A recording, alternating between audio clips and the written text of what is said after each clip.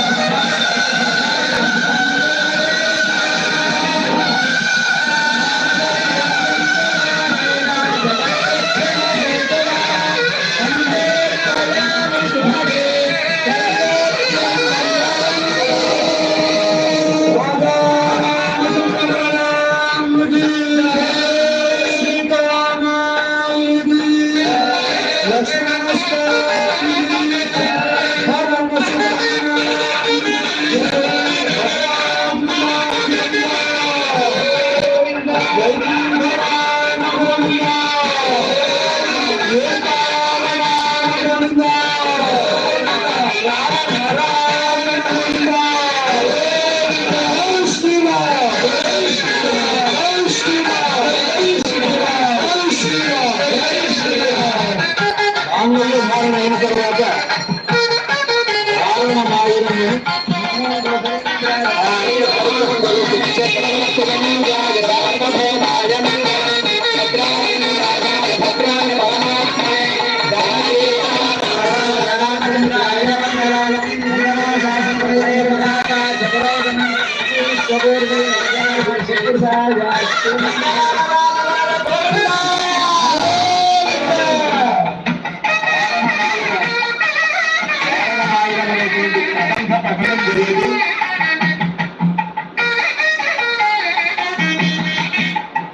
అర్చక స్వాములు సీతారాముల ప్రతినిధులుగా ఉండి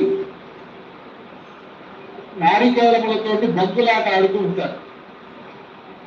ఈ వారణవాయురం అనేటువంటి ప్రబంధాన్ని గోదాదేవి ఆండాళమ్మ వారు మనకు చెప్పినటువంటి ప్రబంధం. గోదాదేవి సీతమ్మ వారి వలె ఒక అవతారమూర్తి. సీతమ్మ ఎలాగైతే అయోనిజ అంటున్నామో అదేవిధంగా గోదాదేవి కూడా అయోనిజ.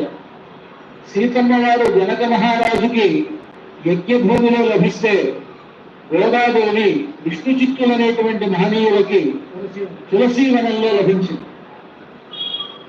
సీతాదేవి జగత్ప్రభు అయినటువంటి రామచంద్రమూర్తిని కళ్యాణం చేసుకుంటే గోదాదేవి జగన్నాథుడైనటువంటి రంగనాథుడిని పరిణయవాడు. ఆ గోదాదేవికి రామచంద్రుడికి ఏమిటి సంబంధం అంటే రాముడు ఆరాధించినటువంటి రంగనాథుణ్ణి వివాహమాడినటువంటి గోదాదేవి కనుక ఆవిడ రాముడి కులదైవం ఎవరు అంటే రంగనాథుడు. అందుకని పట్టాభిషేక సమయంలో సీతారాములిద్దరూ నారాయణ ఉపాగమతు అని ఆ రంగనాథుడి సన్నిధిలోనే ఉపవాస దీక్ష వహించారు. రామచంద్రమూర్తి రంగనాథుడిని ఆరాధించాడు కనుక అలాంటి రాముడు ఆరాధించినటువంటి రంగనాథుడి పత్ని అయినటువంటి గోదాదేవి చెప్పినటువంటి ప్రబంధాన్ని పఠిస్తూ ఈ బంతులాట ఆడుతారు అర్చక స్వాములు. అలాగా పఠించడంలో ముఖ్యంగా దాంట్లో ఒక విశేషం ఏమిటంటే కళ్యాణ సంబంధమైనటువంటి వివరములన్నీ ఆ ప్రబంధంలో ఉన్నాయి. వైదికమైనటువంటి కళ్యాణం ఎలా జరిగిందో ఆనాడు గోదాదేవికి రంగనాథుడికి ఆ పద్ధతంతా కూడా ఆవిడ వర్ణించి చెప్తుంది. తనకు కళ వచ్చింది. ఆ కళలో తనకు రంగనాథుడికి వివాహమైనది. ఆ వివాహం ఎలా జరిగిందో దాన్ని వర్ణించి చెప్తుంది తన స్నేహితురాలికి గోదాదేవి. అలాంటి ఒక ప్రబంధాన్ని పఠిస్తూ ఇక్కడ ఈ బంతులాడటం అనేటువంటిది వైష్ణవ సంప్రదాయంలో జరుగుతుంది. దాన్ని మనం సేవిద్దాం.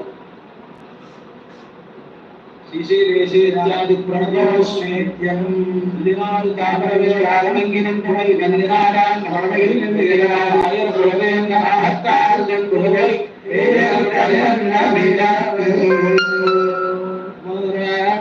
మురాణాబాయిరం శుభ్రవాలం చేరు నారాయణంబినా భగిన్నా నిన్నేరు పురాణం ఘోరమేంద్రం పురాణం నటకానకండేం తొలీనా శుభ